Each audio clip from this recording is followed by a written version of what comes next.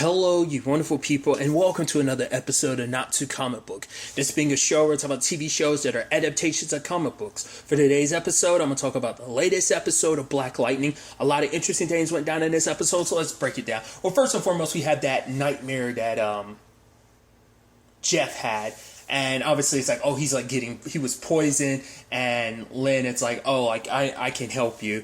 And she injects herself, because at first I was like, oh, is she just going to go fight whoever did this to him or whatever? But it's like, no, she uses those powers to kind of make him, it's like, let go. You don't have to keep fighting anymore. I guess that's supposed to be representative of, like, in his mind, it's like, I can't trust Lynn. Like, in my time of need, she's going to betray me. And then it immediately shifts over. He's trying to get up, and lo and behold, Tobias shows up and kicks him while he's down. It's like, I told you, I'd take everything from you. And in his mind, Jeff even says it in the episode of, like, yeah, he feels like that includes Lynn as well. And so what frustrates him even more, it's been a couple of days. He's like, it's been 3 days, and Lynn still hasn't said anything about her dinner with Tobias, which Gammy's given her the benefit of the doubt. It's like, after everything she's been through, how much she's fought for this family, what she sacrificed for this family, you think, like, she'd be quick not to let you know what's up with Tobias. If she's not letting you know, then there's more to it. Give her time.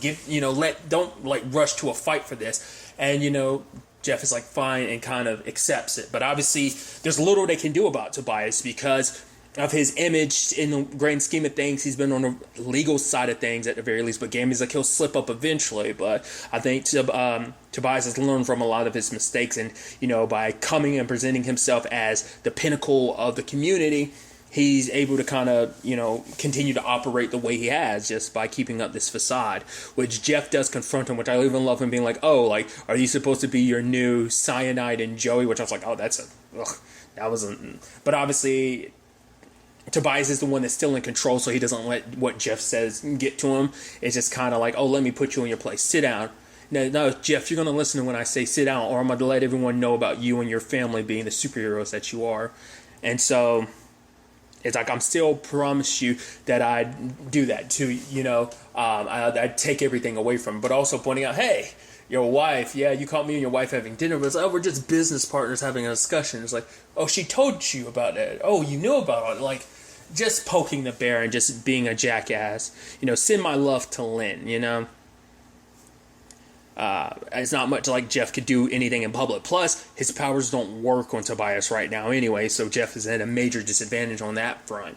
But because of that aggression, he has no outlet for it, so he goes back. Apparently, he's still been going to the fights that Lala's been setting up, but even Lala's like, yeah, you need to stop before you end up dead, which even he was like, oh, is that concern I hear in your voice? It's like, no, it's me being practical. If you, literally the golden child of Freeland, ends up dead at my doorstep, that's going to draw too much damn attention. I'm actually going to go down for your death. So it's like, I'm looking out for me.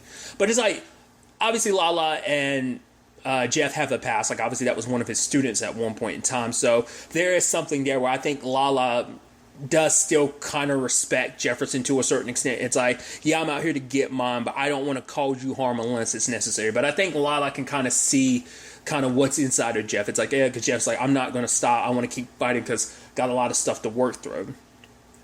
So that's understandable.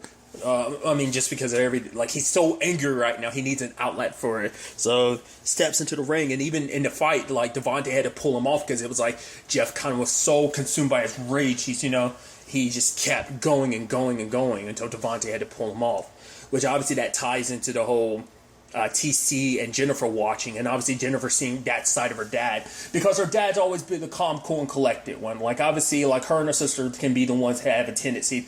It's one thing for him to be kind of flying off the handle. It's the fact is that he's in like a fight, which I love that whole thing of like, she's like, oh, like Fight Club, and TC's like, what's Fight Club? And she's like, never mind. He's like, yeah, this looks like a game of Mike Tyson's Punch-Out brought to life. And she was like, what's that? And it's like, I love that you're both super young, yet you don't understand I guess it just shows you like, oh, she's more of a movie person, he's more of a video game person. I guess that's kind of how that chalks it up.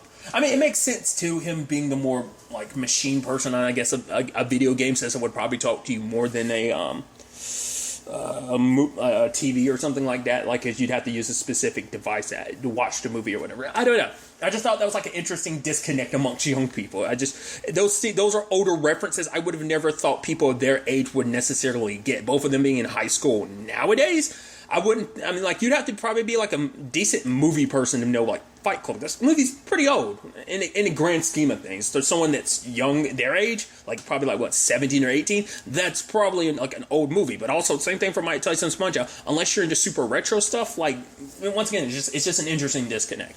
But I think getting back to the point I was making, I think it's just for Jennifer, like, seeing that side of her dad, seeing him so brutal like that, because her dad's always kind of been like the conscience, of like, hey, don't go too far, and to see him like that, I think for her it probably came off a little hypocritical of like, all the times you try to rein us back in, tell us about controlling, not losing ourselves, and here you are, like, like no one wants to see, like, despite like the beef they have from time to time, it's like that's still her dad and someone she looks up to see him so out of control like that, to kind of see that kind of animalistic like side of him, that brutal side of him, and come out like that, I think it changes your view on someone, especially because you have your image of who your parents are, and just to see that side, I think it'd mess anyone up.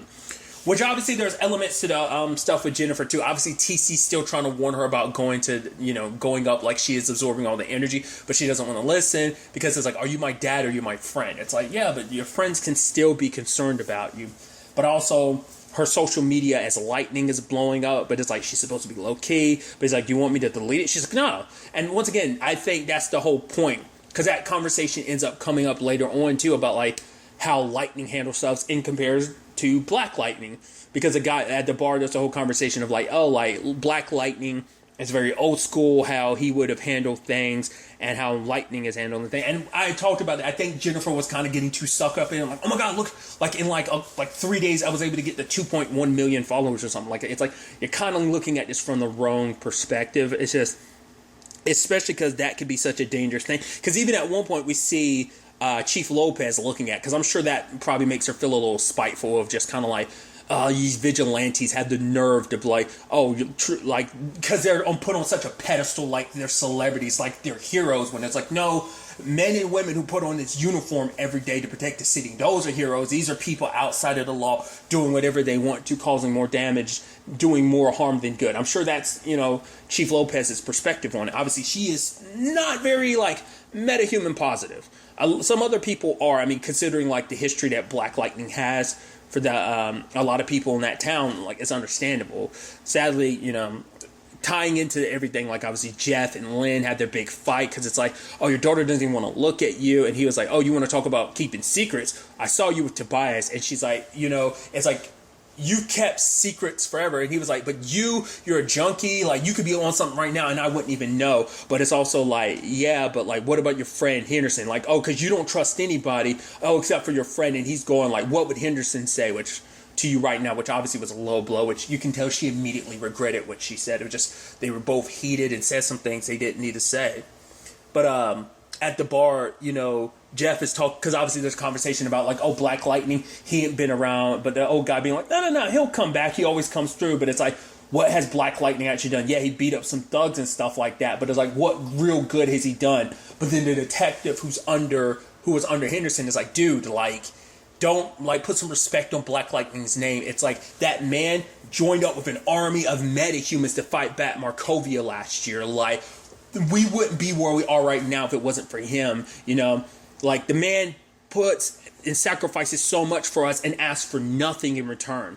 And it's also like, he talks about the fact, and Jeff, I guess, didn't realize it, because, I mean, I'm sure it's that thing of like, oh, you've come across so many people, like, over the years, especially because this probably would have been a time when he was younger, but it's like, oh, Black Lightning set me on the right path. I was in some trouble, and he gave me a second chance. And for him, that's what he believes. Everyone deserves a second chance. So I think that's more so why he was telling Black Lightning. I don't know whether Henderson had a right to believe in you, because at one point in time, I think he believed in Black Lightning, but he kind of lost a little to that belief because Black Lightning disappeared for that year. But I think he was hoping that talk would kind of kick him into overdrive, and so I think when he sees some of this stuff kind of hinting that it might be Black Lightning crossing a line, I think it disappoints him, because that's someone he looks up to. It's like, because of Black Lightning, I was on the right path, and it's like, Henderson believed in you so much, so I want to continue to believe in you, even though you've kind of faltered a little bit. So that in itself hits Jeff, because I think for him it's just like kind of made him realize like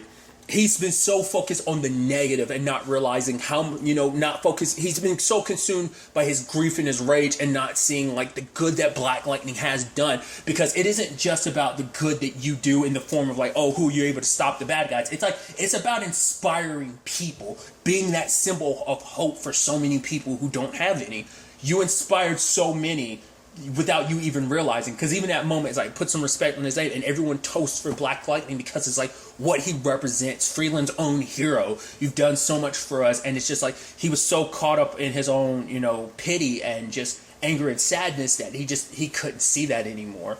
He just kind of lost himself in all of it, and he eventually apologizes to Lynn about it.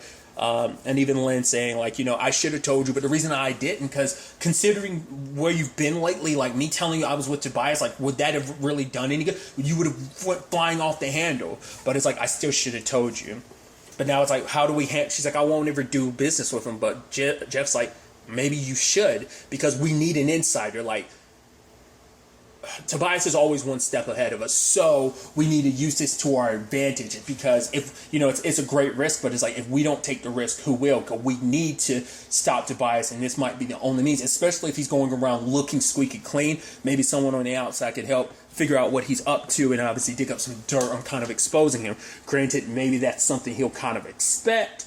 It's hard to say, like, whether that's something, especially if Lynn kind of becomes a little more submissive and like kind of working with him. Who knows? Maybe that'll kind of give it away of like, whoa, you're being so submissive. Or maybe it's just going to be like, maybe he feels like if Lynn can lean into it and make it seem like, no, you got me, like, fine, I'm going to do this. And she makes herself seem kind of weak. If being the egotistical person that he is, it's like, oh, I've won, I've conquered. Like, maybe he'll let his guard down in that regard. Or maybe his guard is going to be just that much more up. We'll have to see. Speaking of Tobias, there's an interesting thing with his right-hand man. Like, we don't know what that power is, but he's flipping the coin the entire episode, and at one point in time he flips it and it starts, he's holding his hand out and it's levitating. Now what his power necessarily entails, we'll have to wait and see, because we haven't really seen him in action. But what I also thought was interesting is obviously Tobias is meeting with some of like the head honchos, like the mayor and the mayor's deputy, as well as Chief Lopez. And I was kind of confused, because I was like, why would Mayor Black go back there? It's like, you kind of told Tobias, like, no, I'm not working with you last time, but I guess it's like now it's more of a situation of, oh, he's kind of proven himself again and again, plus his help could benefit you donations wise and stuff like that for your re-election and stuff. So it's like, okay, so you're here more out of personal gain. And obviously Tobias is talking about the shipment of guns and stuff like that, those energy weapons that the police are going to be getting soon. He's even the one that suggested, hey, why don't you take it all to that neutral zone where the homeless are kind of, that, allowed to kind of gather and be okay.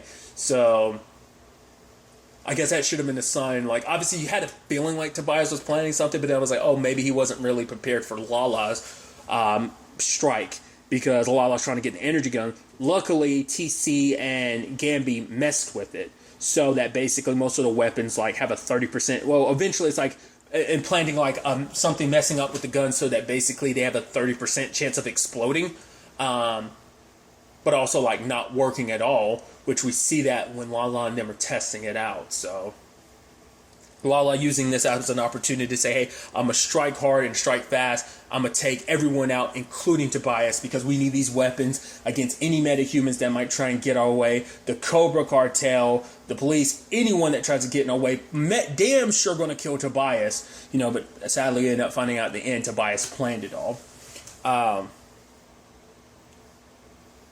But when it was all said and done, though, like at the same time, like I'm gonna quickly focus on when the time comes for them to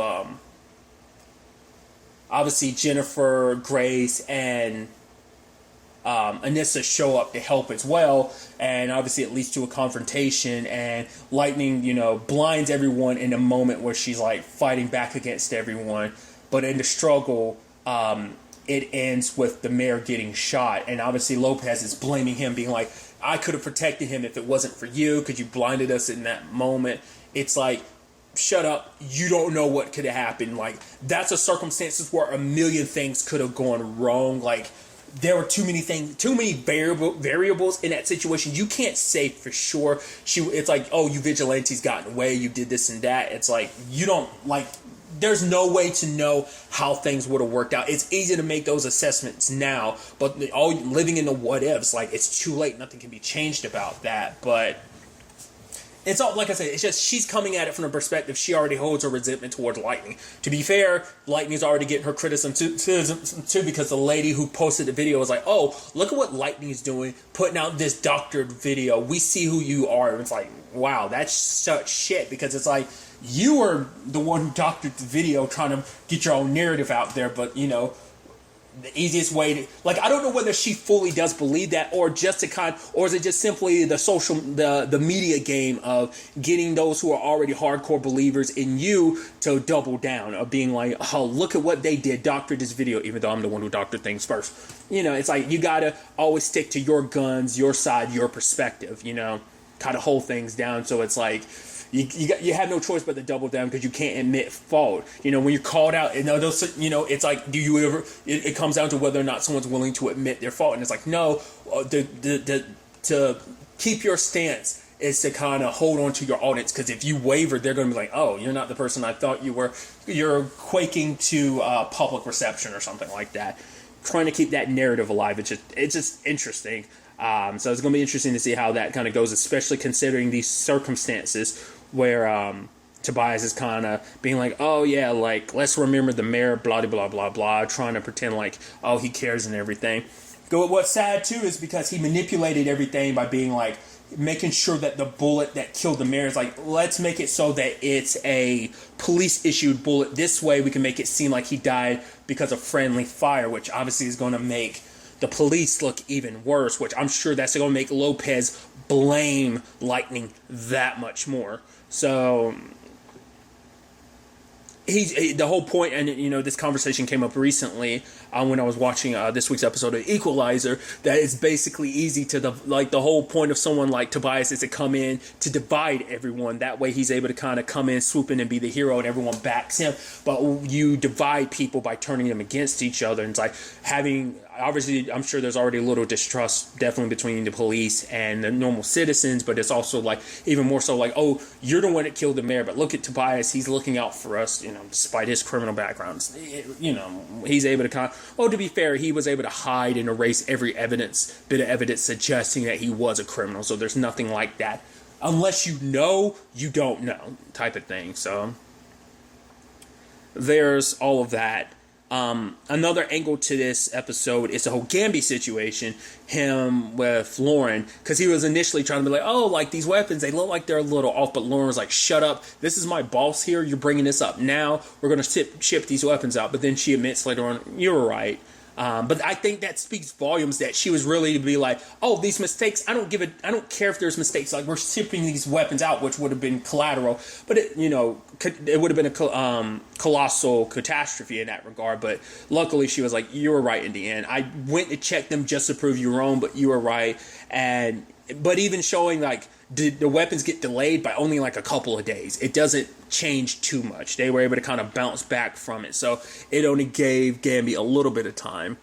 But I think it's going. It seems like things are complicated. Like, obviously, is he getting close to Lauren for the purposes of trying to help out Jeff and Anissa and Jennifer? Sure, but maybe there's also a little personal history of like, oh, like, you know, there was something between them in the past, or maybe it's just a thing of, hey, I'm playing the role of like, hey, we do our thing, and I'm pretending to care about you, which, you know, maybe that will eventually go from pretending to being real. I don't know. I think protecting Jeff and Anissa and Jennifer comes first. I think that is more important than whatever feelings he might have for Lauren, just because they are his family. They're the most important people to him. So she's also working on this device, which is kind of a renewable energy thing, which is I'm working on it for somebody. I'm assuming Tobias. Now, what that's, I assume it's him trying to make himself out to be the hero of like, oh, I saved, you know, Freeland.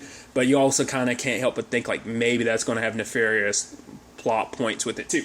under what circumstances, I don't know, but it makes you wonder, does he ever plan on showing his true colors, or is he just going to be kind of like a Lex Luthor of rising through the power, doing some shady stuff once again, but like also keeping up his image of like, oh, I'm the good guy. Like that's how he's going to swell so much support and power behind him. So another angle to this, I should have talked about this earlier, was the whole lightning situation. When obviously Jennifer was kind of, down about it, which Jeff is trying to, talk to her. He's like, I'm sorry that you had to see that. He's kind of apologizing for not really being there, like going through what he's going through. It's like Henderson, losing him kind of broke me, this past year, and I've just kind of been dealing with it, obviously not in the best way, but it's like, I'm going to keep working on things. I'm going to be better. I'm going to be a father that you can be proud of. And we see her kind of crying because I think, I think, much like everyone, she's kind of going through her own stuff right now, and it's just like, that was a whole conversation before with Lynn of like, what's the point of college? Like, we were just at war last year. It just makes everything seem small and insignificant, and I think being at the age she is, you don't really know how to deal with all those feelings. Like, you don't know what to do with yourself. Like, she felt like, much like Lynn found a different outline for her, like, issues, like I think Jennifer found hers, and that's going up in the air and absorbing all that energy because it makes her feel good. It just kind of like, it's like getting high. Like, I don't need to think about anything. I just get to enjoy this and just for a moment forget all my troubles, forget everything, which sadly we see at the end. She's rising up in the air, absorbing all that energy, but it becomes too much. And I figured it was going to happen. She ends up overloading and exploding into energy. I don't think she's dead, because isn't that the whole thing of like, both from like, I think it's a scientific point of view that also gets used in, from a certain like afterlife type of situation of like, energy never disappears. It doesn't. It gets displaced. I'm sure displaced isn't the right word, but basically that energy is still out there in the world. Like when you go away, that energy doesn't disappear. You just become part of the universe. It's kind of the thought process, and I think that applies to Jennifer. I think Jennifer's situation is going to be very similar to Ghost from, I know I'm crossing streams, Marvel and DC, whatever. I don't care. I'm doing it. Is Ghost from Ant-Man and the Wasp, where she had the whole thing of like she couldn't control like phasing, and the only thing that helped her was her suit, but eventually would get to the point that, obviously that's why she needed, the quantum realm and everything. My thought process is Jennifer's like that Jennifer, her energy scatters. She's going to need something to gather up that energy. Maybe it's going to be Jeff. Maybe Jeff's lightning abilities can help gather. I don't know. Or maybe it's just going to be the natural process of who she is. Like, I'm wondering, is she going to be kind of similar to Electro in certain storylines where he is pure living energy? Sometimes he's just a dude with electrical powers, but other times he is just pure. I mean, it might be a thing that he's always pure energy. I guess I'm trying to think, has Dr. Light ever been just pure light? I think there's certain, like, at least even Teen Titan-wise, where he's just become pure light, I think. Once again, I could be overthinking that. But, like, I think that's where she's just pure energy right now, but she might need a special suit to kind of, like, she'll probably always be tied down to this suit or something that will hold basically her entire body together so it doesn't break apart into energy. It might be a temporary solution. They probably have to struggle to find, but I don't think Jennifer's dead, but obviously this is going to complicate things. Like, it might be a thing of like, the only way to cure her would be to take away her powers. Like, she might have to give up being lightning forever, because if she taps into her powers anymore, like, it might break her and there might not be any coming back. We'll see.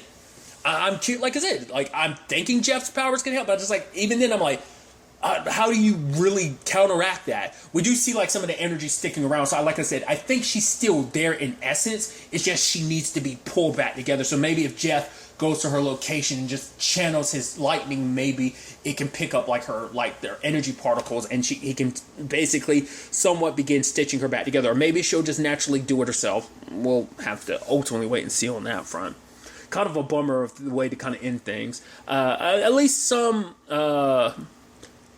on things on a lighter note. Obviously, it's the Grace and Anissa thing, which I think is interesting. Like, as Jeff and Lynn were kind of falling further apart, Anissa and Grace were growing closer. Obviously, their own complications, because Lynn's like, yeah, this is my place, which Grace is like, oh, what about my stuff? It's like, oh, it's in storage. It's like, all right, well, I'll pick it up and bring it here. It's like, whoa. My place has kind of got its own, like, flow and ebb and everything. So it's like, didn't, it's own got its own vibe, and Grace just like, I get it, your place. She's like, I didn't mean that. It's like, no, I'm pretty sure you did.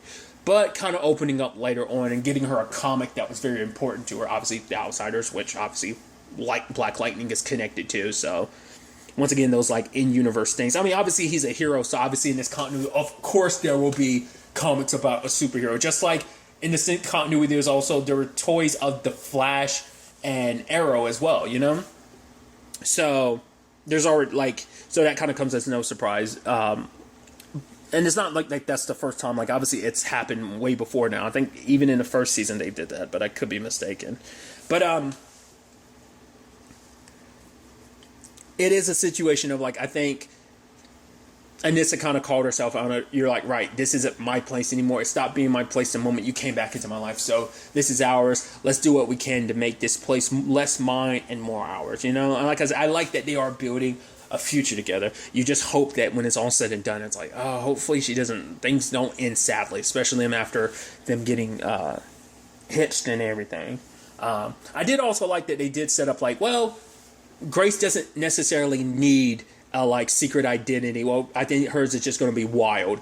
Which understandably consider her situation and the kind of animalistic morphosis that she can do. I mean, granted, turning in other people as well. But it's because of her shape-shifting abilities, you kind of never need a secret identity. You can always just be someone else. Obviously it works for infiltration tactics of spying on people, I'm sure, and also just straight up it can work in many different circumstances. So, but like I said, just kind of ending things on a more slightly more upbeat tone, because obviously we ended the episode with the whole Jennifer thing. So it's going to be interesting to ultimately see where all of this ends up taking us going forward into the next episode, seeing where all the chips lie at the end of all of this.